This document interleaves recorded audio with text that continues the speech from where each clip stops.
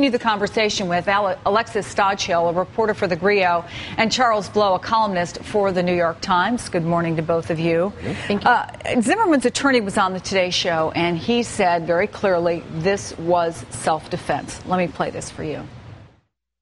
George Zimmerman suffered a broken nose, injuries to the back of his head, and signs of a scuffle, being grass stain on the back of his shirt. Has there been a possible rush to judgment here, Charles? Well, whether or not there was an altercation is not the issue. Who initiated the altercation, that's the issue. You cannot start a fight and lose a fight and then claim self-defense. So if you are, I'm not saying that he is, but if, as Trayvon's family and attorneys are suggesting, that Zimmerman pursued this kid, and that is not up for debate. He did pursue him. If he initiated some sort of physical altercation, then the person standing their ground would, in that case, would be Trayvon Martin. There's an armed man who I do not know who is pursuing and attacking me. However, if, as Zimmerman's account goes, that Trayvon, he's walking back to his truck and Trayvon comes out of nowhere and attacks him from behind, then there's a self-defense argument to be had, because he is being attacked without provoking.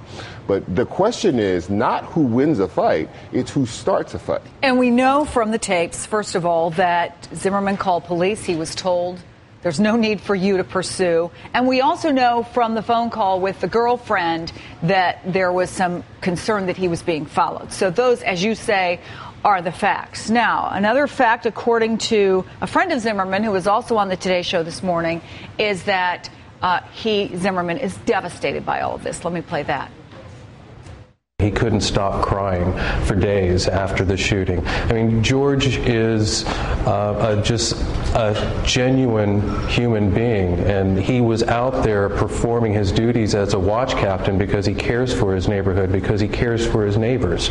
We don't know what happened from the time George got out of his vehicle and by the time the shot went off.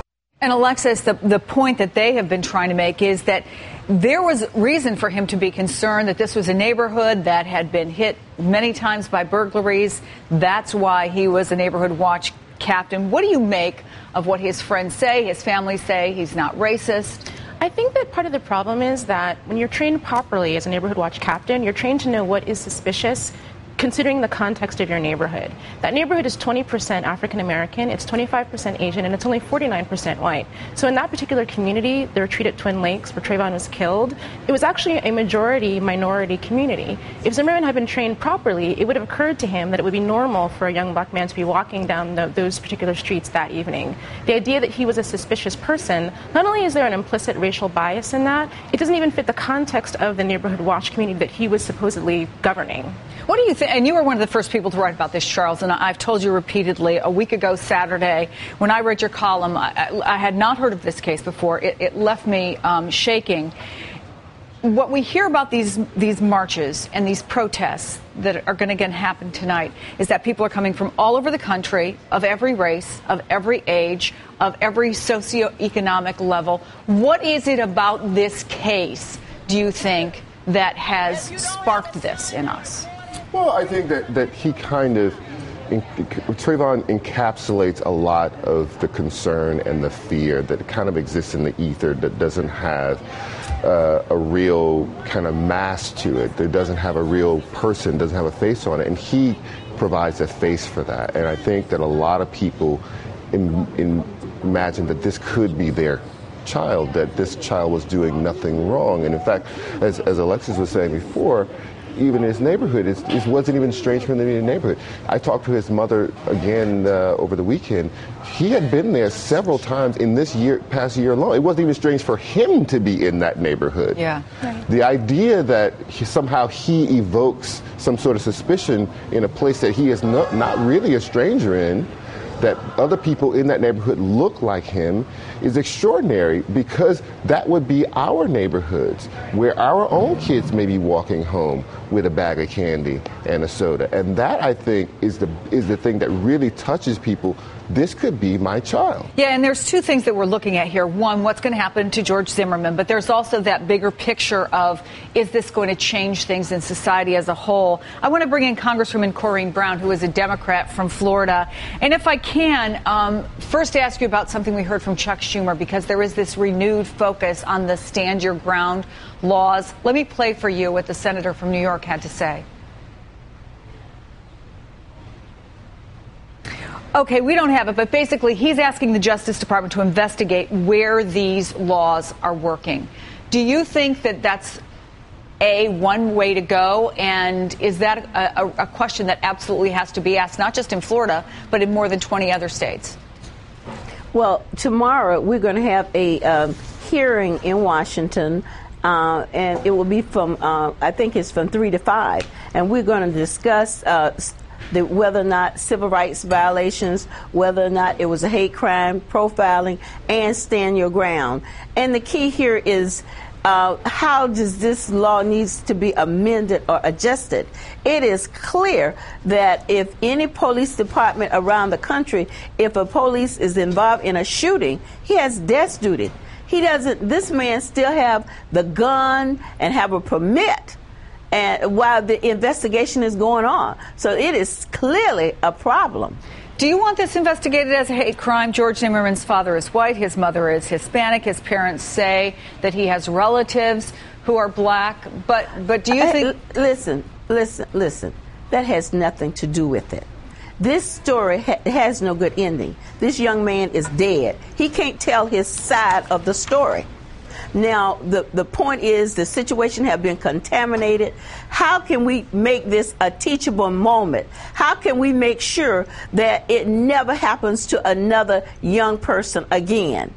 Do you think that can happen? Earlier, there is often, I mean, we see injustice and there is a hue and cry. For example, after the shooting of Gabby Giffords, the question was raised, will people re-examine gun control laws? And that was not the outcome. Do you think that Trayvon Martin's death, whatever happens with George Zimmerman, do you think that it will seriously cause change in this country? I absolutely think it's going to be change, and it's not just in the gun laws. I mean, it's going to be a renewed interest in our children. And how can we take this horrible situation and make things better for children?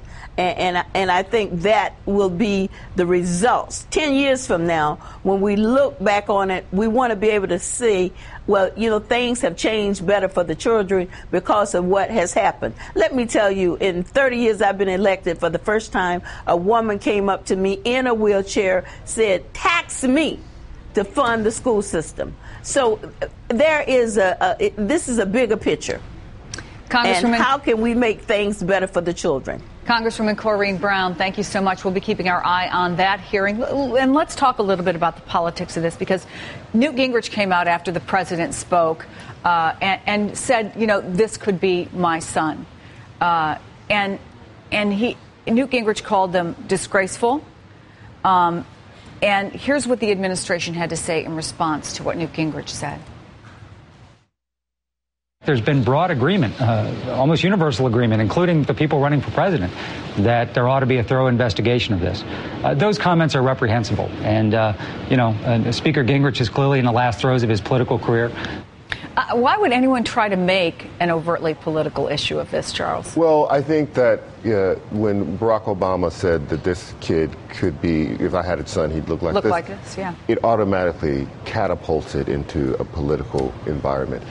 I thought it was a fantastic statement. It was very humane, and it was beautiful and simple.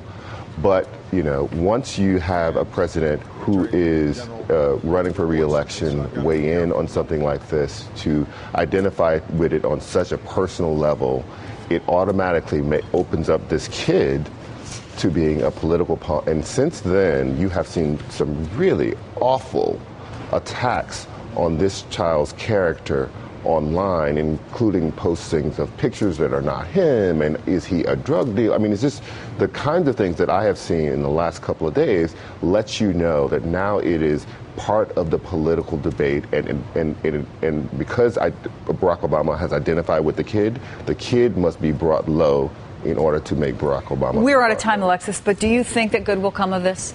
I do think good will come of it. When I was in Sanford last week, I talked to many people in the African-American community, including some leaders, and I think a lot of people think that this will lead to a regeneration of political activity by the black community. Some have questioned whether Trayvon Martin is the Emmett Till of our generation, and he is a young man who, when he was killed, galvanized the civil rights movement. Not only did he lead African-Americans to rise up and seek greater power, he showed the entire nation that this is an issue that more people need to get involved in.